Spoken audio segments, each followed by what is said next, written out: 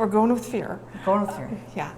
Fear is a 4-letter word. That means face everything and rise, or fear everything and run. Okay, so I just wanted to talk with you about fear because, sometimes our kids just come up with these crazy things. You don't even know where it comes from. And it's like, what are you talking about? And, for them, it's very, very real. Very real. And so what do you do to work through that where you are not ignoring that your child has this fear, which is very real. Sincere and real to them and stuff, but it's ridiculous from an adult perspective. Right, but you can't make fun of it because then that just ridicules the child, right? We can't do that. My kids, most kids go through fear of monsters in the closet or under the bed or something like that. So we validated our kids and we ended up having fun with it. And we're like, oh, you're right, there are monsters under your bed. And then we pulled out Cookie Monster and we pulled out Elmo and we pulled out all these other stuffies and said, you're right, and these are the monsters under your bed. Let's introduce you to them and what their role is. And Cookie Monster's job is to keep the cookies from hiding under your bed and make sure you eat them before you go to your bed. Elmo's job is to make sure that you tickle him and that he tickles you, and these are good things. And so we went through all those different kind of monsters, and we just validated that. The other thing that parents get caught up in, especially around nighttime. Nighttime produces a lot of fear because the lights are out, kids' brains start to wander, as do adults, and you're alone. And so our brains can really jump down some nice rabbit holes starting very young about what's out there and what's going to get us. And parents, likewise, are also, what should they be doing? And one of those things is assuming that kids should not sleep with the light on. And I was like, why not? And they're like, because that's not right. How are they supposed to sleep with a light on? I was like, have you ever tried? And they're like, well, no. I was like, okay. I was like, you know what? I said, turn the light on, see what happens. And they're like, oh, they sleep through it. Because kids are kids, right? Yeah, and they're going to sleep through everything, that's right? Right. Yeah. So sometimes I'll have parents turn the light on. Sometimes we will bring things to the monsters under the bed, gifts, things that will make them happy. And we try to reverse the fear into something that is tangible versus just in my head. Yes, there's monsters on your bed. Here, you can touch this monster. You can see this monster. Is this a good monster? Is this a bad monster? Is this a monster we want to keep under there? Or do we want to put this monster in the closet? Do we want to put this monster outside of your door? Where would you like this monster? You want the monster in the garage? You got it. Okay? So we take that fear and we make it tangible and then we move it. Or we keep it, depending on how that kid wants to interact with the fear. Things like spiders, those kind of things. A lot of times kids develop that fear because they've seen other people do that, or it's just kind of gross and creepy crawly. Again, we want to identify it. We don't want to make it worse, like, oh my gosh, yes, that's the worst thing ever, and because then they can't function when there's a spider, right? So I'm trying to think. I had a young kid in my office. He was a little under 2. He's 18 months. He's about to be 2.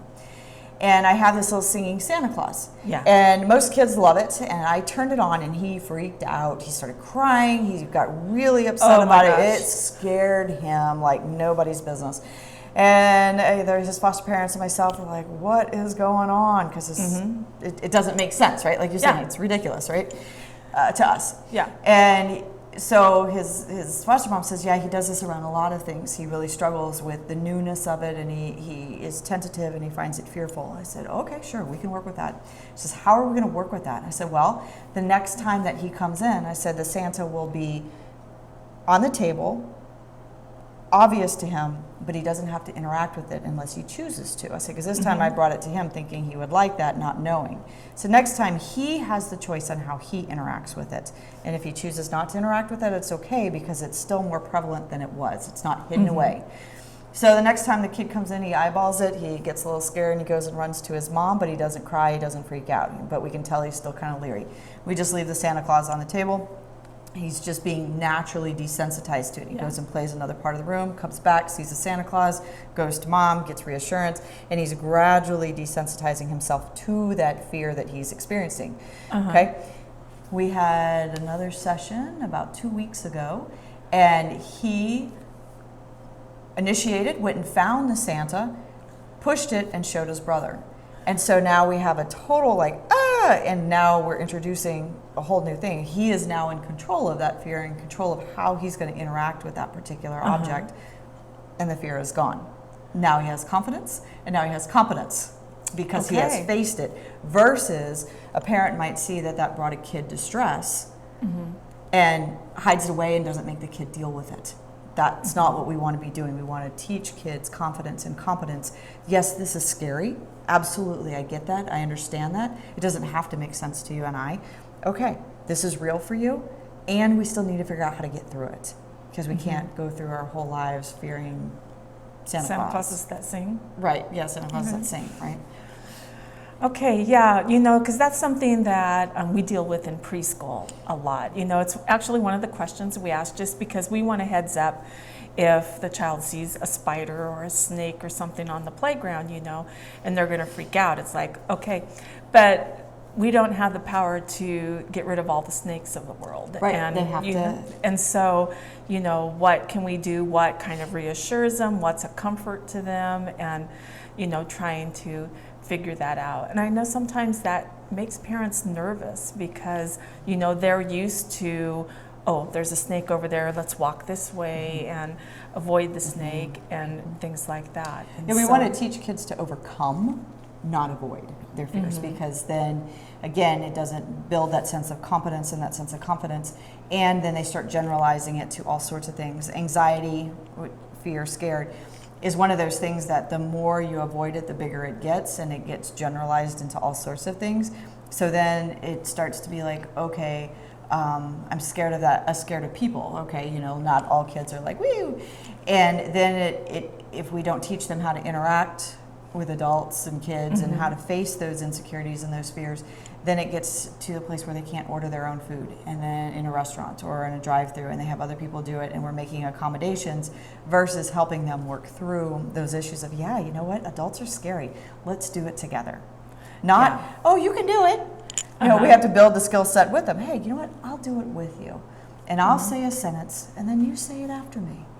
And that adult, we're going to help that adult understand what you need, and you're going to help that adult understand what you need. But we'll do it together, because I think together we can get it done. And I think that really reassures kids a lot of times. When you go to a great length to avoid a fear, it just, to me, kind of seems like it says, yeah, that is something to be scary of, and yeah, we do need to avoid it because it's too big. It's even too big for me to handle. Right? Absolutely, because you can handle everything as an adult. Yeah, as from a child's point of view, you sure can. And my youngest daughter is a gymnast, and there's times where she had to talk to her coach before she got older, and it would make her, she would just be like, I don't want to talk to him. It's like, well, why not? And she's like, because I don't know what to say, and what if he doesn't hear me, and what if nothing changes, and just kind of an insecurity, a fear, and anxiety about the approach. And I said, okay, you know what? Let's do it together because it's important. He's your coach, and you need to learn how to be able to have a close relationship with him that's open, that's honest, and that you can talk about these things. So one day I had primed him ahead of time. I said, hey, my daughter and I need to talk with you after. She's just a little bit hesitant talking with you. He said, sure, no problem. So after gym, she was like, oh, I don't want to do this. Yeah, she's like crawling under the chair. I hate you, Mom. Right? Yeah, she's probably about 8, 9, somewhere in there. And she's like, I don't want to do this. Mom, I got it. It's not a problem anymore. I was like, yeah, well, even if it's not a problem now, this is. And so we sat together just like you and I were sitting together. And I was like, okay. I said, no, there's something you want to talk to your coach about. Is that right? Yeah. I think that's a yes, right? And I understand you're really nervous. And it's like, are you going to bite her? No, I'm not going to bite her. Okay, so he's not going to bite you. Is that what you were worried about?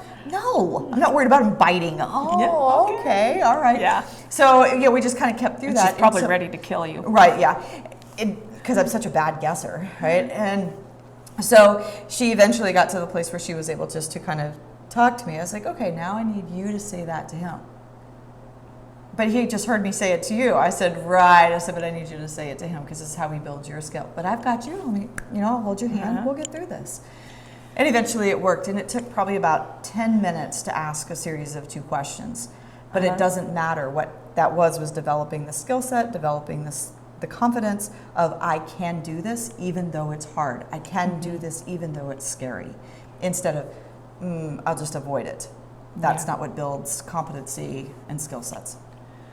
So let me ask you, what do you do when you are helping your child to work through this fear and things don't go well? Like, let's say that your daughter's coach was not open to hearing her questions and reacted badly. How would you help her grow through that? Well, that's why I prepped him first. We were going to be doing this to make sure he was on board before I set things in motion, because I don't want to set my kid up for that, right? So there's always that prep work, especially if you're interacting with another adult. Kids are a little bit more volatile, less predictable. So with kids, it tends to be a little bit more structured and a little bit more controlled in what we're doing, much more guided. And with adults, we're just checking in ahead of time with that adult that they actually will participate and work with you. But sometimes it doesn't always work that way, and sometimes an adult says that they will do it, and then it backfires and it doesn't. And what we do then, again, just like monsters under the bed, is validate for them. Well, that didn't go quite the way we had hoped it did it? You know, what did we learn from that? And still make it a teaching moment, still making it a skill set of like, yeah, that's really frustrating, that didn't go the way you wanted it to. Does that mean that we never try again? Or does that mean we do it again because we still need to figure out how to talk to adults, even if that person didn't talk well? Yeah, not everybody they can. weren't nice to you. Right. So there's a lot of validation and really looking for, well, that didn't go quite the way we'd hoped it, but that's okay. We're still okay. We still got this. We're still going to figure it out. We're still talking. Okay, so then the next thought I have is, you know, when we're at school and we have our classmates and we're having problems with them, and it seems like a lot of times what we hear back from our children is, the teacher told me to, you know, use my words and talk to them. And I used my words and they didn't listen. And, you know, you kind of get into that whole, children can be very cruel to each other at times. What? And Humans. They seem to know, yes, all humans. They seem to know exactly what to say to hurt and to exclude you and all of that. So how do you help a child when they're struggling with that? You know, they're afraid to say something because they already know that even though that child may be, you know, one of those glowing children from a teacher's point of view, that there's another side of them that the adults in the world are not aware of. They're darling. Then they come to see me in counseling. Anyway. Yeah. You know, as a therapist, we often hear, as an adult, we are trying to teach kids use their words. However, we have to take that one step further. That's assuming that kids, one, have the words, and that two, that kids know how to use their words. I take both of those assumptions away, especially working with young kids, is one, that they do not have the words, meaning they don't know them, and two, that they don't know how to use them, okay? So when we say use their words, we're really about 3 steps ahead of the process that we need to do, so we need to really back that down. Of like, okay, what's going on? Sally hurt my feelings. Now we've got words, okay? Well, gosh, what should we do about Sally hurting your feelings? I want to punch her in the nose, okay? Yeah. So now we've got what to do with them, right? Yeah. It's like, okay, all right, so yeah, you can have those feelings. Yeah, those are really strong, big feelings. Should we do that in school? No, that's not a good choice in school, I right? can tell you, I got in trouble in 1st grade for slapping one of my friends across the face. Yeah. Right, okay, so use your words next time, right? But that's not going to be I near had as used my words. She just didn't listen to them. Right, exactly, right? Then there's that whole other issue people listening to, where that's a whole other issue. But then we're like, okay, so we're helping that kid walk through. Oh, you feel really strong, you feel really hurt, you feel mad, whatever. Okay, so since we can't punch your friend in the nose, what can we do? What are you learning in school? To tell them that hurt my feelings and not to do that again. Now we have the words. Okay, so do you think you can go tell Sally that? No, she'll punch me in the face again, right? She'll punch me in my face. No, I can't say that. How about we go do that together, and then take the coach's example, okay? But now we've got a kid that we're working with. But because you're an adult, you're going to have immediate influence and authority in a different kind of way, especially if you're a teacher or not as comfortable adult. Hey, Sally, I need you to sit down right now. Becky and I need to talk with you about a few things, okay? Instantly, you're going to set that tone and you're going to establish that structure. So, and you can kind of prep a little bit. My understanding is something didn't go well between you and little Sally here. Is that right? Okay, so Sally has a few things that she wants to tell you. So now, because you've already prepped Sally, do you remember what we talked about how you didn't like what Becky had done? Yeah? Okay, so just like you told me, I want you to tell Becky, and remember, I'm right here to help you. That's how we teach kids that they have words and then how to use their words over and over and over and over again in those very tight, structured environments. Never would we say, go tell Becky what she did, because we know that that's not going to go well. Now, sometimes we also, and then if Becky, you're dumb, and stick your tongue out, whatever, and Becky runs off, okay, that's okay. Still, go back to the coach. Well, that didn't turn out quite the way we wanted it to, but did you use your words? Yeah. Did you tell Becky how you felt and what you want her to do? Yeah. Can we control anybody else? Kids Gosh darn it, no. Right? So that's the hardest lesson to learn. Right? So we start establishing that very young, that it's about our actions. We're responsible for our actions. We're responsible for communicating accurately and effectively, but we can't change what somebody else does. All we can do is our part. So that's ultimately what we're also teaching them while we're working with kids. And that is so hard, because let me tell you, control is a big thing. Yeah, especially when you're touching my Play-Doh. Yeah. It's my Play-Doh. Nope, that was mine first. I'll punch you in your nose. I had it yesterday. Yes, it was mine yesterday. Yeah.